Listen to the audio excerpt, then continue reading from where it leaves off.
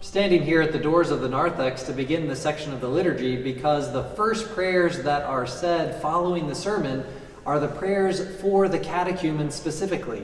In those prayers, we ask that the Lord would continue to reveal the truth to those who are preparing for illumination, that he would open their eyes to the understanding of the gospel, and in the proper time, unite them to the Holy Church. Now, I'm standing in the narthex because traditionally in the early church, this is where the catechumens would have been standing themselves. And actually, after those prayers would have been said, the catechumens would have left the church, and those who were remaining in the nave would be those who are actually prepared for receiving the body and blood of Christ in the Eucharist. Of course, that is not something that we do today, but it is something that is remembered from the early church. Now, visitors can come and participate in the Divine Liturgy with us for the entirety of the service. But it's the second part of the liturgy, after we finish the liturgy of the Word, that is called the Liturgy of the Faithful for that reason. Because traditionally, it was only those who were faithfully and prayerfully prepared to receive the Eucharist who would be in the liturgy for the remainder of the service.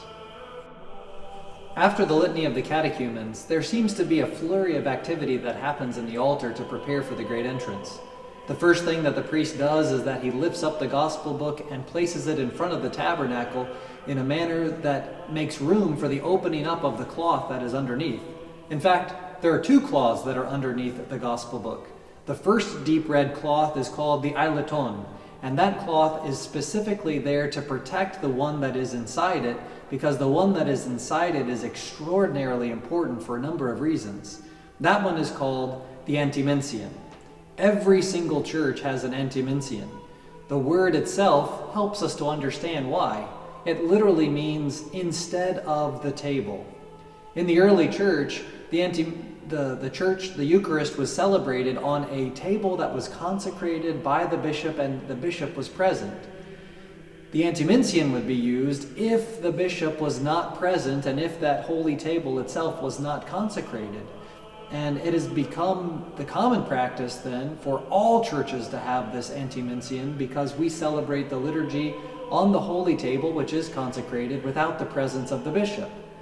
But the bishop is present in that his signature is on that red cloth, on the antimension. And having the signature of the bishop is what connects our little church to the rest of the Orthodox world. Our bishop is connected to the patriarch, and that patriarch is connected to all of the other patriarchs in the world. And so having that antimension on our altar table is what makes it so that we are not just St. John Orthodox Church here locally only in Memphis, but that we are St. John Orthodox Church connected to the worldwide church. And so it's important for us to have that antimension. In addition to the signature of the bishop on that special cloth, there are relics that are sewn into that cloth. Here at St. John, we are blessed to have two relics in our antimension. One of them is of the Venerable Olympia, the new martyr, who was a 13th century abbess. And the other one is St. Raphael of Brooklyn, who of course was a 20th century bishop here in the United States. And so those relics are sewn into the antimension because, again, in the early church, the services were held oftentimes over the graves of the martyrs. And in remembrance of that fact, we sew relics into the antimension that we have on each and every holy table in the Orthodox world. The final thing to be said about the antimension is that there is an image on it. This one. This, of course, is the epitaphios that we use during Holy Week and the services surrounding our celebration of the death and resurrection of Christ. But it's the same image that is on the antimension when it is opened up on the altar.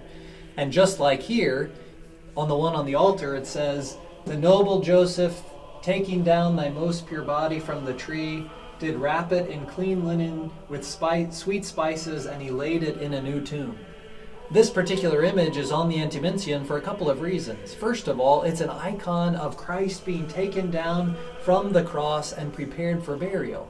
And it is that broken body and blood of Christ that we are participating in and partaking when we participate in the Eucharist. And so it's a great reminder for us having that image on the antimension.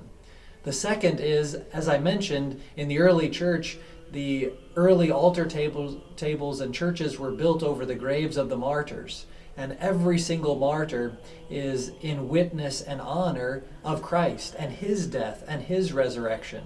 And so the place where really all of the martyrs go back to is the tomb of Christ. And so every holy table with this icon on it in the antimension is a place where the tomb of Christ is mystically. And we really see that in the imagery during Great and Holy Week.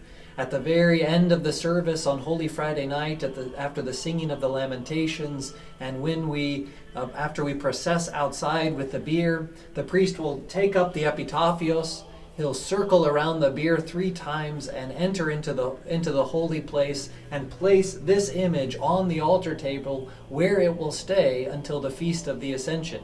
And so with that imagery in mind and the placement of the epitaphios on the altar table, we have this very same image on the antimension, which rests on the altar every single day of the year. After the antimension is opened, during the next exclamation, the priest will make the sign of the cross over it with the small sponge that is there within the antimension as well. And we'll talk about that later on in our series. And after he does so, the choir then begins to sing the beautiful cherubic hymn. There are many different settings and many different melodies for this beautiful hymn, which has likely been in the worship of the Divine Liturgy since at least the 11th century, if not a little bit earlier. But this hymn is very important for this particular place of the Divine Liturgy because it helps us to remember 3 very important things.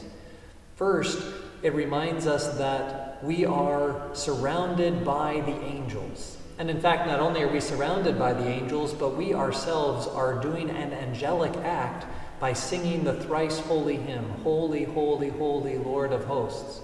And so it reminds us of the presence of the angels and our connection of our worship with them.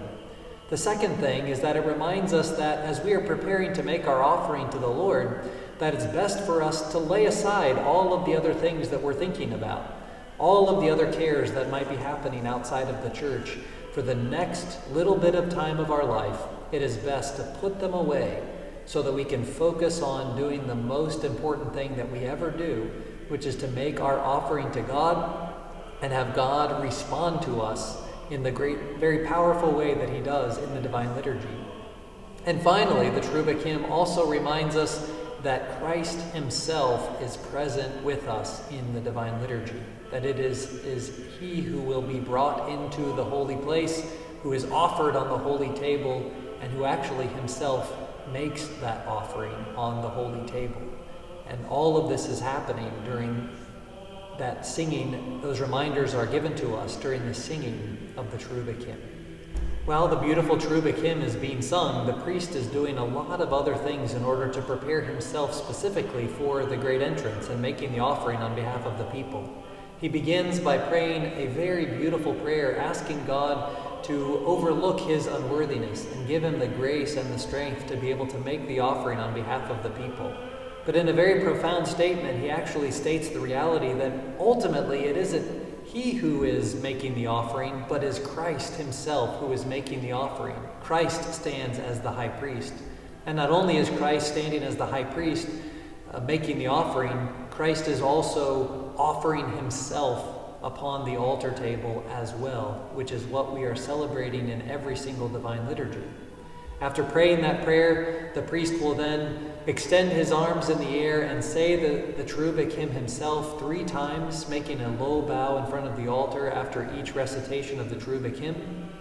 Following that, he will take up the censer and he will make a great censing of the church, beginning with the altar and then standing in the holy doors and censing the iconostasis, and then all of the faithful people, helping them to remember that this is a very holy and solemn moment in the Divine Liturgy. While he does so, he prays 2 different prayers. The first one he prays is a remembrance on Sundays of the resurrection, the prayer that begins, "In that we have beheld the resurrection of Christ." If it's during a weekday, he will pray instead the threefold "Come, let us worship God our King" that we begin every Vespers service and other services of the Church as well.